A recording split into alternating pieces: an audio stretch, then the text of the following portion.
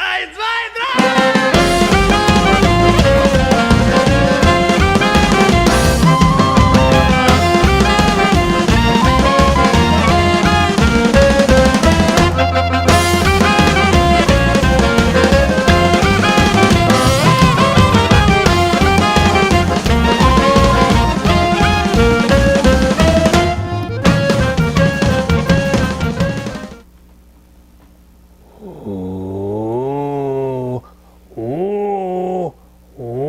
Scary, huh? Yeah, creepy and scary and Jewish and scary and creepy and Jewish and you get the point. Shalom Dammit. I am Rabbi Sol Solomon of Temple Songs of Bitches in spooky Great Neck, New York. And I welcome you to this weekly television program on this cable network, on this YouTube internet portal, on this DVD, however you happen to be receiving your fix of Judaica this fine autumn day. It is the last week of October when all the Goyim celebrate Halloween. They dress up in costumes, they run around the neighborhood, they get pissing drunk, and they egg my Honda. Trick-or-treat my hairy tuchus. As you can see, it is often a strain to incorporate Judaism into modern American life. We are forced to assimilate our old world Jewish teachings into the social values we partake in as Americans, as New Yorkers, and as North Shore Long Islanders. It's not as if Hashem planned for this diversity. There's no chapter in Leviticus that says, "Thou shalt not covet the goat of thy neighbor," except in West Hempstead because goats are good for recycling. There's no section in Deuteronomy reading, "The children of Israel angered the Lord by ignoring the teachings of Moses." However, the Lord did permit a new Walmart to be built in Oakdale. And although Exodus recounts the tortuous journey of Jews across the winding desert, there's nothing in it about surviving rush hour on the southern state. No. When it comes to modern times, we're kind of on our own here. Hashem gives us a template, the Bible, the book of fables and suggestions, which is morally crucial.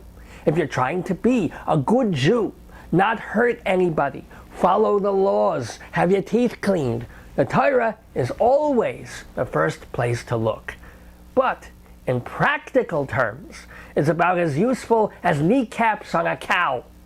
We don't look at Poor Richard's almanac to know the weather outside.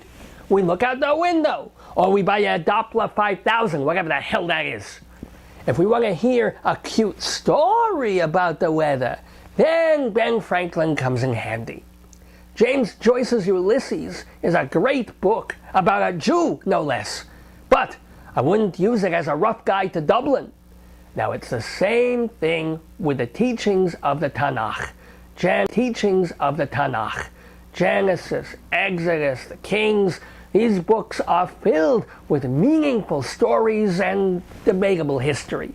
But if you're using Ecclesiastes to buy a new dishwasher, Atzaluchas.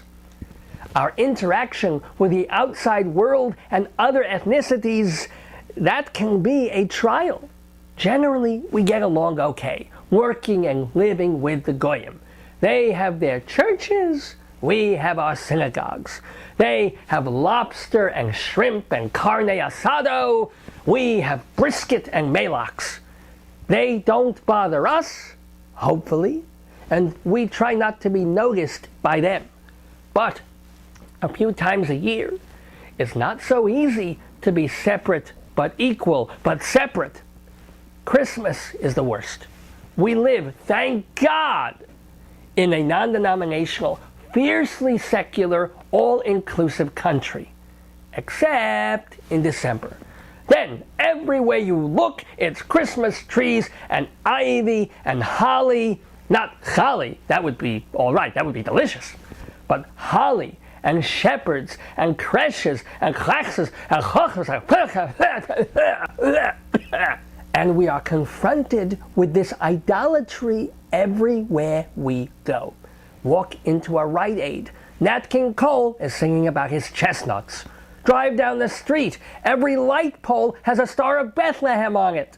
Go to the zoo, even the sheep are clustering around the children looking for the son of you-know-who. It's madness! And it goes on for weeks and weeks now. You know, used to be after Thanksgiving. Then they'd start the commercials and the decorations and the radio stations. Now, 2 weeks before Labor Day, Home Shopping Network is selling ornaments. Let me ask you a serious question. Who the needs ornaments in the middle of August? What are the goyim hanging them from sunflowers? 95 degrees out, people are buying tinsel, and they say I have mental problems. But about Christmas, because Christmas is a holiday that Jews know how to detour. It's everywhere, it's unavoidable, but it's also very clearly a Christian celebration. Christ is in the name, for Christ's sake. Christmas is about Jesus being born. And although he was a Jew all his life, there's very definitely nothing Jewish about Christmas. And we can tell our children, bad, naughty, like touching a hot stove. We don't go near that holiday. So, if you see other children in school getting wonderful, expensive presents, little boy, you can go to them and say, I don't need all that good stuff. I don't need that latest video game, the hottest bicycle. I'm Jewish. I get chocolate money and $1. Christmas is pervasive, but it's also clearly Goyish. Not so with Easter. If you don't know the history, you think it's about bunnies and crippled kids on stamps. Ash Wednesday, Palm Sunday, all right, no problem. Plus, you don't see 5-year-old Yidlach running around going, ooh, ooh, ooh, when am I going to get schmutz on my head that I can't wipe off for a day? I've got a 5-year-old, and he's had the same schmutz on his head for a week. But, getting back to the point, the trickiest holiday for Jews is to navigate Halloween. It appears to be completely divorced from religion. If anything, with all the ghosties, the ghoulies, and the goblins, Halloween feels almost anti-religious, like the devil thumbing his nose at goodness and order. But don't be hornswoggled or hobgobbled. Halloween grew out of pagan rituals in Northern Europe and especially Ireland. It was called Samhain. No relation to the Sam Hain who runs the women's shoe store on 4th Avenue. Now, on one level, Samhain was a festival to say goodbye to summer and usher in the autumn. But the belief was also that dead spirits would come back to life for a day and check up on everybody. Night of the Living Goyim, if you will. And all the Irishmen would light bonfires to ward off evil spirits, in case some folks coming back from the dead weren't goody two-shoes. But with the rise of the Christian church, they couldn't have these wild pagan holidays anymore. So, Pope Gregory IV, who, as you know, was so much more popular than Pope Gregory III and a snappier dresser than Pope Gregory II, Pope G to the Fourth decided to change Samhain. Pope G to the Fourth decided to change Samhain into a Christian holiday. If you can't beat him, convert him. All Gregory did was move All Saints' Day from April to the 1st of November. Another word for All Saints' Day is All Hallows' Day. The evening before All Hallows' Day, Hallow Evening, Halloween, Halloween. Well, that's how we get the word Halloween and the holiday. And when children dress up as witches and zombies, is to chase away those evil spirits of the undead. And when they dress up as George Bush and Dick Cheney, they are the undead. But as you see, Halloween is the oddest day on the calendar, right up there with Groundhog Day and Kick Your Mailman in the Shins Day, which was only recently outlawed in Bulgaria. Halloween is not a Christian holiday per se. If anything, it goes back to multiple gods and idols, which is just as bad from a Jewish point of view. And that's the problem in a pumpkin shell. This seemingly secular holiday has its roots in ancient beliefs that run antithetical to our one people, one God, one calorie viewpoint. And then, when Pope Gregory pulled out his Halloweeny and made it about saints, well, that pushed the holiday even further away from acceptable Jewish practice. Even trick-or-treating, that harmless ploy to get candy, has Christian roots. It was November 2nd, All Souls Day, and in the 900s, the early Christians, as opposed to the late Christians who didn't get the worm, the early Christians would spend the day walking around begging for bread. And what they got was a special cake, a soul cake. And if they hung around after the husband went to work, maybe a soul kiss. But the more soul cakes they received, the more prayers they promised to say on behalf of dead relatives of the people who gave them the cakes. So, this Halloween, when some little bastard comes to your door and asks for a candy bar, just remember, 1,000 years ago, that baby Ruth would have been a baby Jesus bar. Which brings us to the modern era, when our kinderlach, our beautiful Jewish children, come home from school and they say, "Mommy, Tata, I want to go trick-or-treating. All the kids are doing it, and they get to dress up and threaten people. Why can't we do that?" Try telling a 5-year-old she can't dress up as Catwoman because she would be channeling a group of 9th century missionaries. And if you tell her, "Darling, just 1,000 years ago, that baby Ruth would have been a baby Jesus bar." Which brings us to the modern era, when our kinderlach, our beautiful Jewish children, come home from school and they say, "Mommy, Tata, I want to go trick-or-treating. All the kids are doing it, and they get to dress up and threaten people. Why can't we do that?" Try telling a 5-year-old she can't dress up as Catwoman because she would be channeling a group of 9th century missionaries. And if you tell her, "Darling, just wait until Purim. You get to dress up all you want, and you can get drunk," all you hear back is, "Why do I have to wait till then? And all my friends are doing it, and I hate you, I hate you. Mommy says I'm not really yours." So, as we tend to do in this culture, we bend a little. We say, "You can go with your friends, but they have to do the begging. You can put on a costume, but it has to be David Ben-Gurion or Golda Meir. And, of course, if you get candy, you have to bring it home so we can check if it's kosher, if it will rot your gums, and if Old Man Henderson is still putting Xanax in the ring-dings." Naughty, naughty, Old Man Henderson. The most important thing, explain to your children that what they're doing is purely social, all in fun, and has nothing to do with saints or pagans or popes or women's shoe stores. And it is in this spirit, therefore, that I welcome you to this 5th episode of Shalom Dammit. We're not going to celebrate Halloween, chos v'chalil, but we can tilt it and transform it in a Jewish way.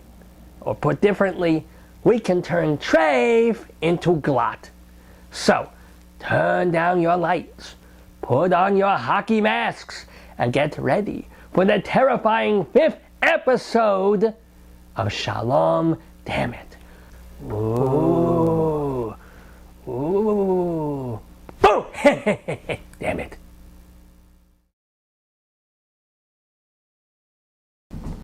Damn it.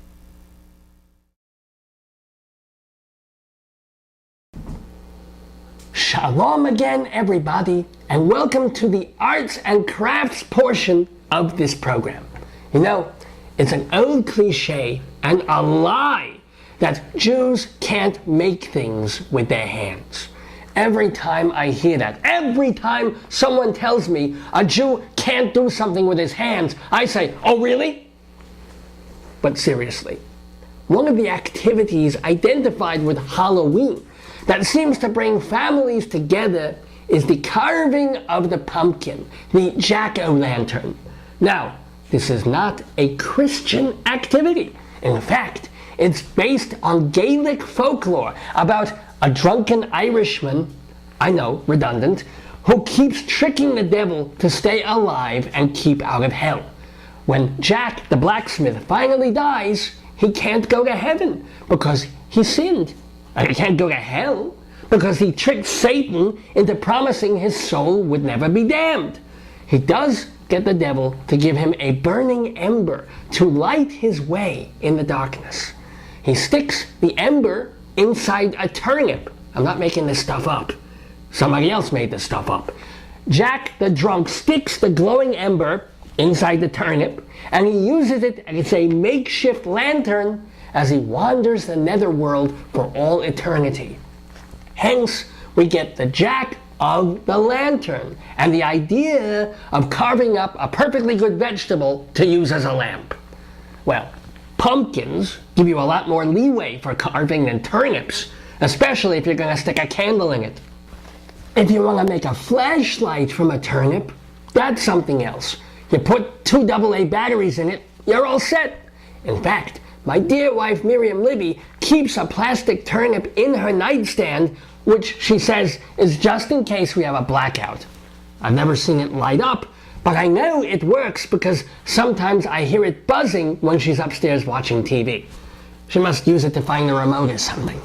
Anyway, when the Irish emigrated to America 100 years ago, they didn't have turnips or rutabagas to carve scary faces on to frighten off ghosts. So they found the next best thing, pumpkins.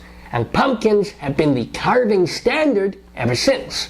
But again, we're dealing with pagan rituals co-opted by Christian leaders, filtered into non-theistic practices by a polyglot culture. In other words, something's just not kosher. Practices by a polyglot culture. In other words, something's just not kosher about the whole thing. But what if we Yiddify it a little bit? What if we take this non-Jewish activity and make it something Jewish families can enjoy and learn from? That's why I came up with the Moshe Lantern. It's just like a jack-o'-lantern, only better.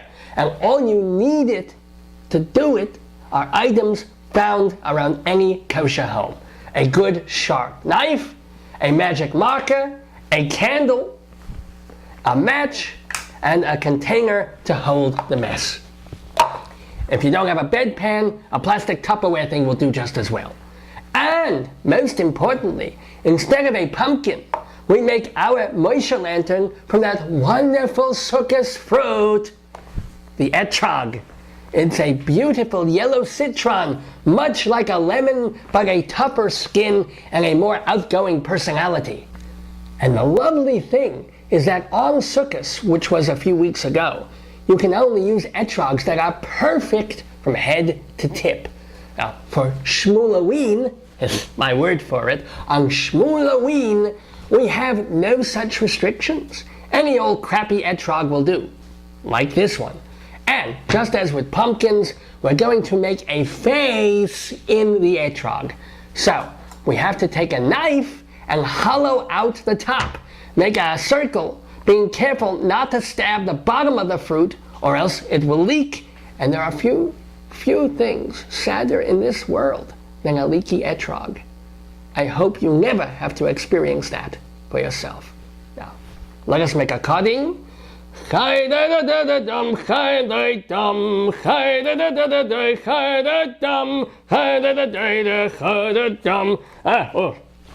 Alright, now we take this and we do the hollowing. This is good.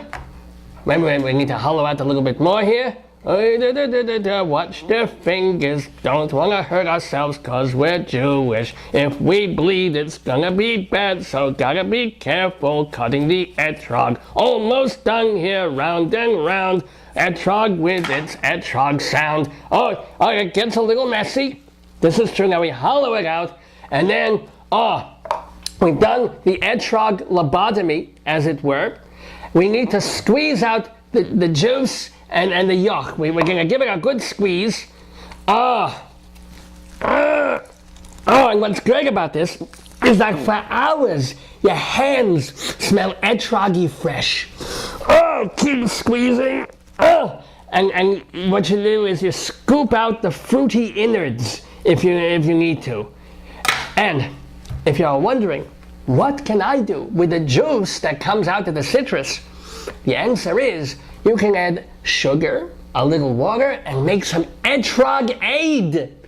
Of course, from one etrog, you get enough for about 2 ounces, but let's face it, would you want to drink etrog-aid anyway? I don't think so. Okay. Of course, from one etrog, you get enough for about 2 ounces, but let's face it, would you want to drink etrog-aid anyway? I don't think so. Okay, now we have the husk of our moisture lantern. It's time to get working on the face, on the plastic surgery that will transform this sukkah citrus into a scary, scary, spooky Shmuloween icon. We take the knife and we make a eye. Yeah. Now we make another eye. Now we make another eye. Just kidding. We're gonna make a nose. Oh yeah. Huh? Look, isn't that cute? Huh? Oh. Now personally, I prefer a Jewish nose. Huh? Very nice, huh? But wait, we still don't have the mouth. Gotta carve the mouth. And this is the trickiest part, because if you overdo it, the whole thing tilts and starts to look like a forceps baby. Okay, there's Moishe's mouth. We're just gonna do it like this, and like this, and then there, and then give him a little mouth there, and maybe some gum disease. How's that? We'll put him in. To Zoe. And behold, a face. And I'll bet if you don't look too closely, you can barely tell the difference between this and a professional jack-o'-lantern. But of course, we still have the spooky, mystical part, the candle that makes it glow. Here is a Hanukkah candle from last year, because of course, they always make too many of this color.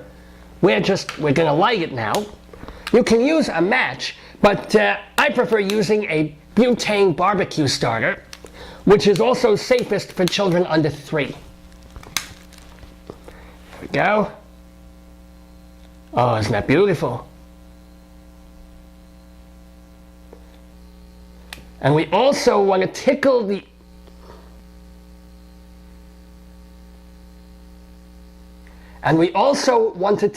underside of the candle with a flame to make it all warm and melty and sticky, like foreplay. And now we've got lighting of the candle, no bracha necessary, and we put it in the etrog. Whoa!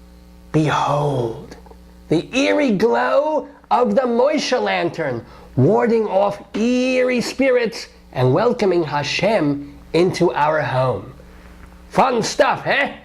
So, get yourself a besmirched etrog and give the moisture lantern a try. Please, though, do not try this with a lulav. It's a fire hazard, and besides, we'll need that for our fake Easter baskets. When was the last time you tried this with a lulav? It's a fire hazard, and besides, we'll need that for our fake Easter baskets.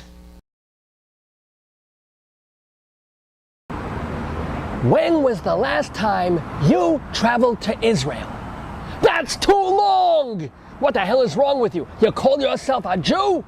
Every Yid should make Aliyah and join our brothers and sisters in Eretz Yisrael. But you can't just walk there. You can't get on the number 7 train on Flushing and get off in Kiryat Shmona. You need to choose your airline, find a hotel, get a tour guide, maybe buy a small handgun depending on where you're staying. Call Here to There Travel Service, owned and operated by the Gittelson family since 1998. Here to There takes you everywhere and anywhere you want to go, so long as it's in Israel. They know all the best package deals, the best kept secret hotels, the restaurants with the fewest code violations. Sure, you could save a few pennies by calling the airlines yourselves, but can you spare those 3 hours to save a few pennies? Sure, you can surf the internet to find nice hotels, but wouldn't you rather be surfing porn? Don't waste your time and money. Call Here to There Travel Service and let them take you to the promised land. 718-555-TRIP. That's 718-555-8747. Or see them on the web at www.heretothere.jew. Here, there, and everywhere, Gittelsons will take you there. When it's time to make Aliyah, Here to There will be right here.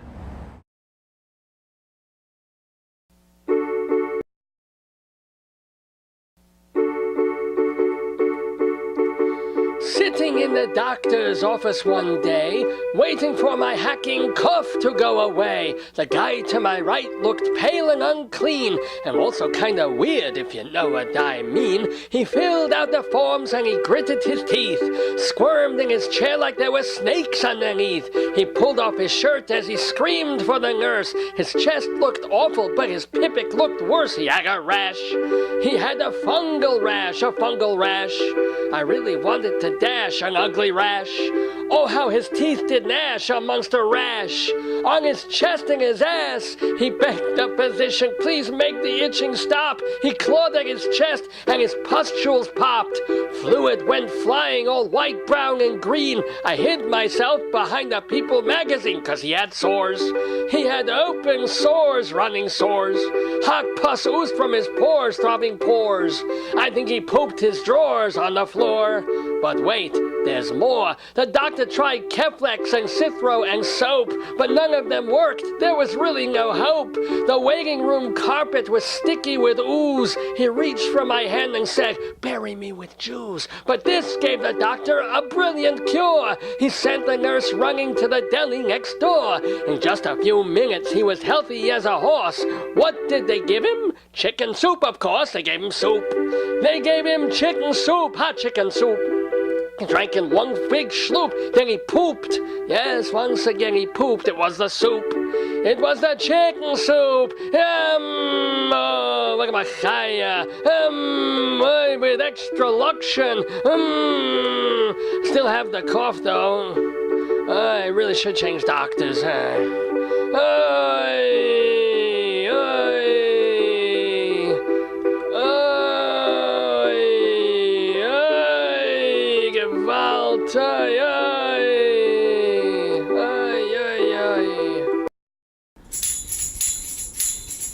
Hoi doi da da doi, hoi doi doi, hoi doi doi doi dum bum, hoi boy da da dum boy boy bum, boy boy boy boy boy boy boy, rubber boy boy boy, rup doi doi, roi da da doi doi doi doi dum, roi boy boy boy, rup doi doi, roi da da doi doi boy boy boy bum, yabba boy boy boy, rup doi dum, hoi da da da da da doi bum, rubber boy boy boy, rup doi dum, roi doi doi doi dum.